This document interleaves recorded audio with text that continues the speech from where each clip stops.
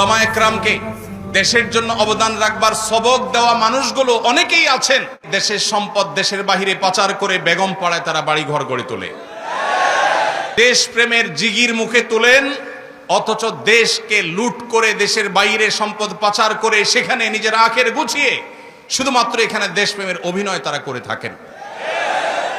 সময় এসেছে ওলামায়ে কেরামের সে অবদানকে স্বীকার করবার।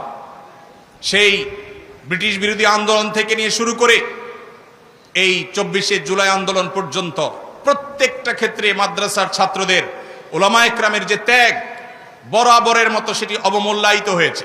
কোন সেক্টরে কোন ক্ষেত্রে যথাযোগ্য মূল্যায়ন তো পরের কথা, ন্যূনতম মূল্যায়ন, ন্যূনতম কখনো সেই অবদানের স্বীকৃতি এই সমাজ কখনো দেয়নি।